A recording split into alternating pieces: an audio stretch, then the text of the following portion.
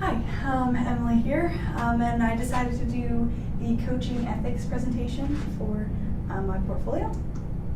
So a quick run through of what I'm going to do for the presentation, the objectives.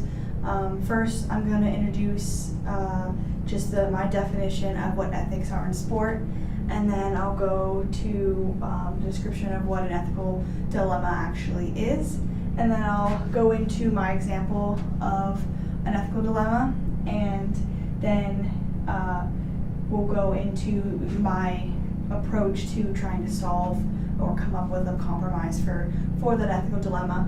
And then I'll go into the workshop or activity that I came up with for you guys, and then I'll give my rundown of how I went through that workshop and what my solution was. And then I'll come back and try to connect it to my coaching philosophy and try to bring it back to the coaching e-portfolio.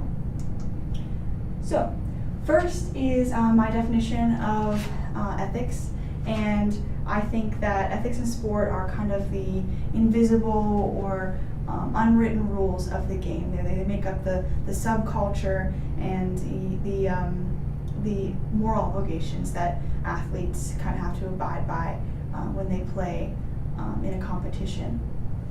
And these are things that aren't really, you aren't born with. You have to kind of be taught them. So as a coach, it's important for you to lead by example and be a role model for your athletes, and lead by example, lead by your actions and your words, and also come up with some sort of self-discipline plan for your athletes to empower themselves to abide by those standards.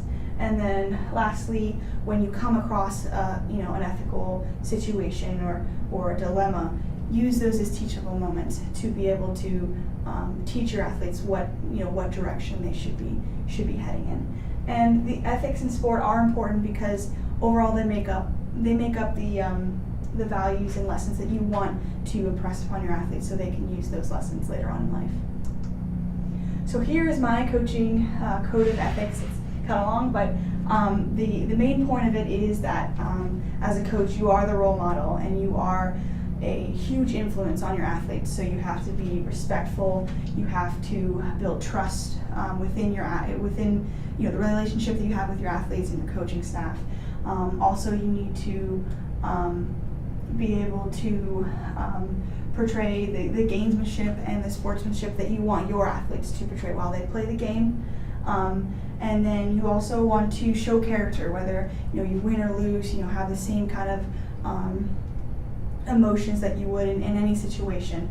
And then you also want to be knowledgeable about what you're teaching your athletes, whether it's the game rules or the ethical situations that you want your athletes to take away from the game. And lastly, just have a positive work ethic for you to be able to be a role model for your athletes so they can carry on that work ethic.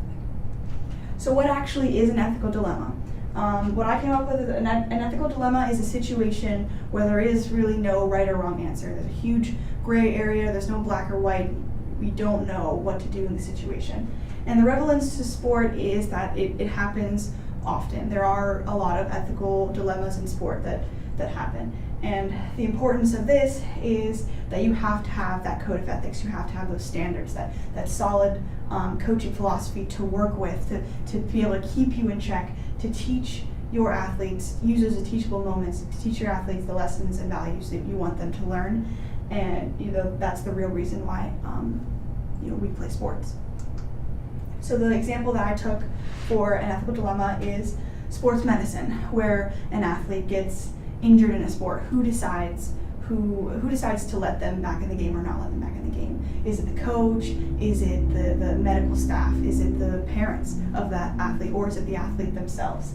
And the dilemma and the situation, the factors that come in here are the responsibilities and the rules and regulations that the coach, that the administration sets for the coaches and the parents and the medical staff. They have to abide by those, but you also have to go back to your code of ethics and look at the respect that you have for your athletes, the freedom and the rights that they have to make their own decisions.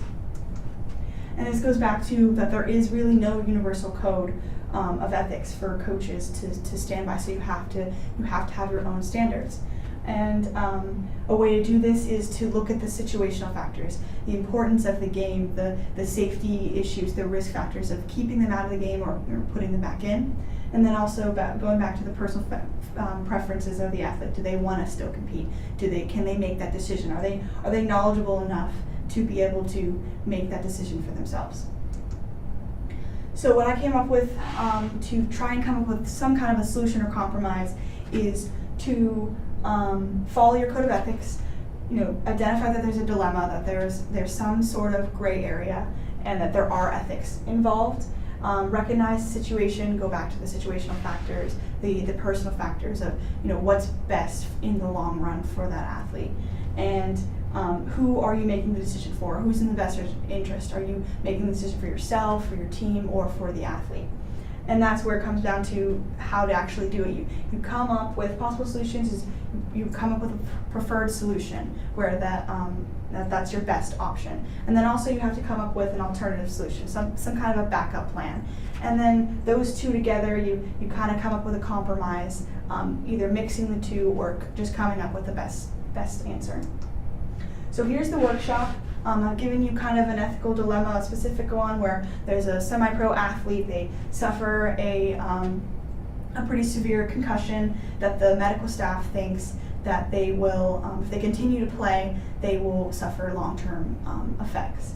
But the athlete doesn't want to take the time off to heal because it could affect their chances of moving on to the pro leagues. So they are refusing to listen to the medical staff and they want to continue to play. So as a coach, what would you do in this situation? What is the path that you would take?